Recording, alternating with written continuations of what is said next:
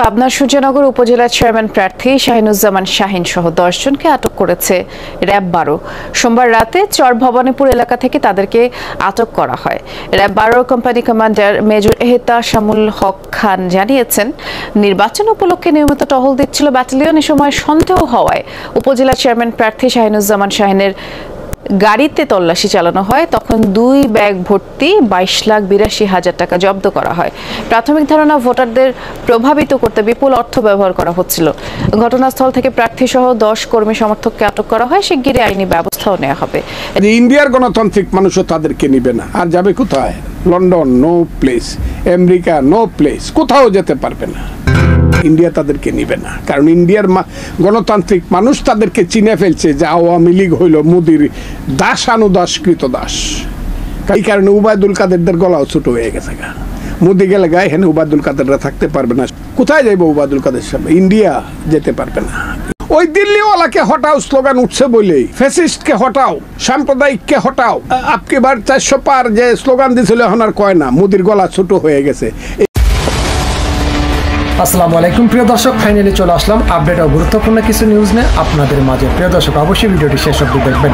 দর্শক, আপনাদের কাছে ছোট্ট একটি অনুরোধ, দেশ এবং দেশের বাইরে হলে কমেন্ট বক্সে লিখে জানিয়ে দেবেন, আর চ্যানেলে নতুন হলে সাবস্ক্রাইব করে পাশে থাকা বেল বাটনটি অবশ্যই অল করে দেবেন, কারণ পরবর্তী আপডেট নিউজ সবার আগে পাওয়ার জন্য প্রিয় দর্শক আর অবশ্যই একটি লাইক দেবেন। দর্শক, আর দেরি নয়, মূল ভিডিওতে যাওয়া যাক। ইন্ডিয়ার গণতান্ত্রিক মানুষও তাদেরকে নিবে না, আর যাবে কোথায়? London no place, America no place, কোথাও যেতে পারবে না। এই সরকার কি এরা চালায়? এই সরকার কি আওয়ামী লীগ চালায়? নো। এই সরকার, আমি খুব কঠিনভাবে বলতে চাই না, এই সরকার আমার দেশ থেকে চলে না। এই সরকার কোথাও না কোথাও আমার প্রতিবেশীর ইশারাতে চলে। এটা আমি বলি না, এটা উবায়দুল কাদের সাহেব বলছে। আগামীকাল থেকে 141টি উপজেলায় আবারও প্রহসনের জালিয়াতির দামি নির্বাচন করছে। যে নির্বাচনে জনগণ ভোট দিতে যায় না, যে নির্বাচনে ভোটারদের কোনো অধিকার নেই, সেটি আবারও করতে যাচ্ছে দামি সরকারের প্রধানমন্ত্রী শেখ হাসিনা। এর কারণ, উপজেলা নির্বাচনে, সংসদ নির্বাচনে তাদের দলের লোকরা কোটি কোটি টাকা উপার্জন করতে পারে। একজন উপজেলা চেয়ারম্যান 100 বিঘার বেশি জমি করেছেন খবরের কাগজে এসে মাত্র 2 টার্ম ক্ষমতায় থেকে। বন্ধুরা আমার, অনেকে 12,000 গুণ 18,000 গুণ সম্পত্তি করেছে। এই কারণে জনগণকে বাদ দিয়ে, বিরোধী দলের অংশগ্রহণকে বাদ দিয়ে পাতানো দামি নির্বাচন তারা করতে যাচ্ছে। জনগণ এই নির্বাচনে অংশগ্রহণ করবে না। গণতন্ত্রকামী কোন রাজনৈতিক দল এই নির্বাচনে অংশগ্রহণ করছে না। বন্ধুরা আমার, আজকে এই এলাকায় জাতীয়তাবাদী মহিলা দলের সাধারণ সম্পাদক সুলতানা আহমেদের নেতৃত্বে আমরা এইখানে লিফলেট বিতরণ করেছি। বন্ধুরা আমার, আগামী উপজেলা যে নির্বাচন আগামীকাল থেকে শুরু হচ্ছে 141টি উপজেলায়, এরপরে 4 দফে যে নির্বাচন অনুষ্ঠিত হবে, সেই নির্বাচন বর্জন করবে এদেশের সাধারণ মানুষরা। যেভাবে 7ই জানুয়ারির দামি নির্বাচন বর্জন করেছে, ঠিক একইভাবে এই উপজেলা নির্বাচন আপনার বর্জন করবে এই বাংলাদেশের মানুষ। কারণ জনগণের ভোটের অধিকার যারা কেড়ে নিয়েছে, তাদের কোনো ভোট, সেই ভোট হচ্ছে দামি ভোট, প্রহসনের ভোট, জালিয়াতির ভোট। এই ভোটে কোনো জনগণ অংশগ্রহণ করবে না। আমরা আগামীকাল থেকে যে 4 দফা উপজেলা নির্বাচন হচ্ছে, সেই নির্বাচন বাতিলের জন্য সারা বাংলাদেশে আপনাদের যারা আত্মীয় স্বজন, ভাই বোন রয়েছে, সবাইকে বলবেন কেউ যেন ভোট কেন্দ্রে না যায়, এই দাবি সরকারকে যেন কেউ সমর্থন না করে। আপনাদের সকলকে ধন্যবাদ। অবৈধ উপজেলা নির্বাচন ধরে যারা শাসন করেছে, তাদের মধ্যে অন্যতম হচ্ছে টার্কিশ এম্পায়ার, যাদেরকে অটোমান, ওসমানীয় খেলাফত সাম্রাজ্য যে ভাষায় বলেন আর কি। অটোমান এম্পায়ারের সময়ে তারা মামলুক সহ হিসাব করলে প্রায় 800-850 বছর শাসন করেছে, এবং এই পুরো ওসমানী খেলাফতের ভিতরে সবচেয়ে সফল শাসক বলা হয় সুলতান সুলাইমানকে। ইংলিশে ওনাকে নিয়ে লেজেন্ডারি বুকস আছে, কিংবদন্তি, সুলাইমান দ্য ম্যাগনিফিসেন্ট, প্রচুর বই পুস্তক আছে আর কি। ইউরোপের ঐতিহাসিকরা লিখেছেন যে জেনেসারিস ছিল তখন। জেনেসারিস মানে হচ্ছে ধরেন এলিট ফোর্স, যেটাকে আমরা বলি যে একটা সাম্রাজ্যে অনেক ধরনের ফোর্স থাকে, তার ভিতরে যেটা এলিট ফোর্স ছিল, যেটা সুলতান সুলেমান নিজে কমান্ড করতেন। তো ইউরোপের ইতিহাসে লেখা হয়েছে বিভিন্ন জায়গাতে যে জেনিসারিসরা আসছে, এটা শুনলেই 1/3 of the armies in Europe would have left the battlefield.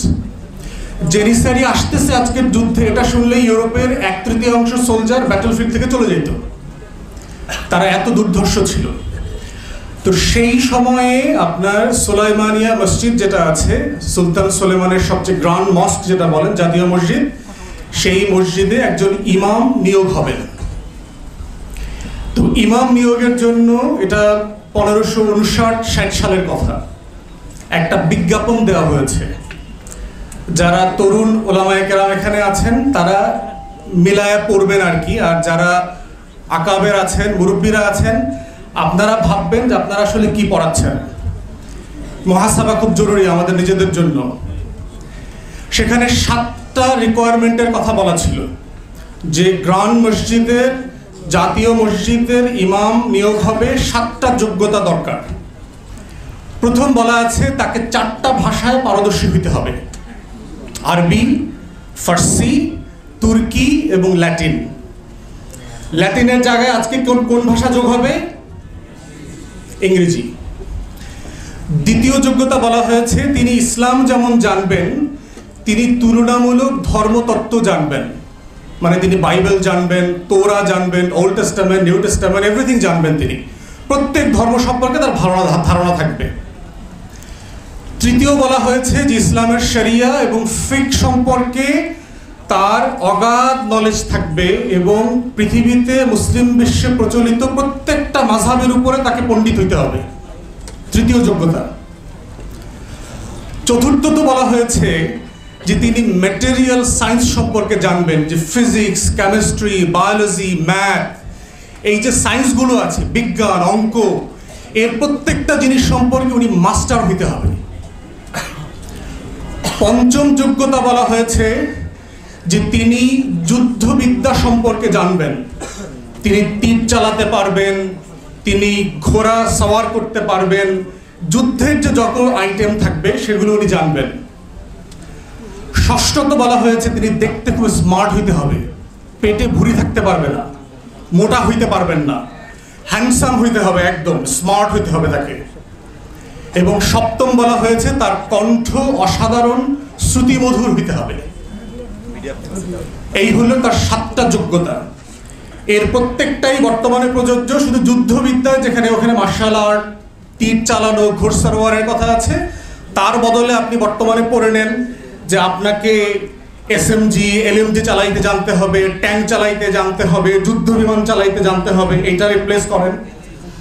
আর হচ্ছে ভাষার যেটা, এখন তরুণ ওলামায়ে কেরাম যারা আছেন তারা আজকে বাসায় গিয়ে আয়নাতে দেখে চিন্তা করবেন, এই বিজ্ঞাপনটা যদি 2024 সালে দেওয়া হয় আপনারা একজনও আবেদন করতে পারবেন কিনা।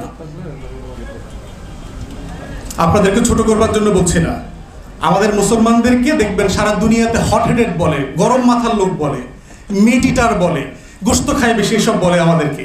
পশ্চিমারা ওরিয়েন্টালিস্টদের লেখা পড়েন, দেখবেন আমাদের সম্পর্কে এই ধরনের শব্দ তারা বলে। বলার কারণ আছে না? কি মনে করেন আপনাদের কাছে? আমি তো যে কথার ভিতরে যুক্তি খুঁজে পাই, আমি তো সেই ইমাম খুঁজে পাই না। আল্লাহর মেহেরবানিতে মুসলিম বিশ্বে, অমুসলিম বিশ্বে অনেক দেশ আল্লাহ আমাকে ঘোরার সুযোগ দিয়েছে, আমি তো এই 7 যোগ্যতার আলেম খুঁজে পাইনি তো এখনো। আমার ওলামায়ে কেরামদের প্রতি আমার কোনো অশ্রদ্ধা নাই, আমি আপনাদেরকে ওয়ারাসাতুল আম্বিয়া মনে করি। কিন্তু বুঝতে হবে যে আল্লাহ তাআলা অযোগ্য ব্যক্তির হাতে নেতৃত্ব দেন না, পৃথিবী দেন নাই কখনো। সারা পৃথিবীর নেতৃত্ব উসমানীয়দের হাতে কেন দিয়েছেন, এই বিজ্ঞাপনটা আপনাদেরকে মাথায় নিতে হবে। শেষ করছি যে একটা রাষ্ট্র, একটা সমাজ থেকে শিক্ষা ব্যবস্থা আসলে কি চায়, সেটা হচ্ছে যে 3টা জিনিস সে অ্যাচিভ করতে চায় নাগরিকদের কাছ থেকে। একটা হচ্ছে যে সে কিছু জ্ঞান শিখাইতে চায়, তার সম্পর্কে, তার চারপাশ সম্পর্কে, তার সমাজ সম্পর্কে, তার ইতিহাস, তার সমসাময়িক দুনিয়া সম্পর্কে জানাইতে চায়। এটাকে আমরা বলি নলেজ পার্ট। দ্বিতীয়ত হচ্ছে একটা স্কিল পার্ট আছে, যে আমি কিছু কাজ জানি, আমি যে স্কুলে কলেজে মাদ্রাসায় পড়ছি, আমি নাপিতের কাজ জানি, আমি মিস্ত্রির কাজ জানি, আমি আইন পেশা জানি, আমি মসজিদ কমিটি ম্যানেজমেন্ট জানি, আমি কোনো না কোনো কাজ জানি, 4-5টা কাজ জানি, এটাকে বলে স্কিল পার্ট। থার্ড হচ্ছে শিক্ষা ব্যবস্থা চায় যে নৈতিক মূল্যবোধ, ভ্যালুস তৈরি হোক একটা সমাজে, কোনটা রাইট, কোনটা রং, কোনটা সত্য, কোনটা অসত্য, কোনটা ঠিক বেঠিকের একটা মানদণ্ড শেখানো হবে। এইটাই হচ্ছে যেটা আপনারা বারবার ইসলামী শিক্ষা ব্যবস্থার কথা বারবার বলছেন। প্রশ্ন হচ্ছে বিকল্প তৈরি করা দরকার। সরকারের সমালোচনা এনাফ না, প্রত্যেক ক্লাসের বই ধরে ধরে বিকল্প বই ইসলামের দৃষ্টিতে প্রকাশিত হওয়া দরকার, এটা এক্সাম্পল করা দরকার। সালাম আলাইকুম।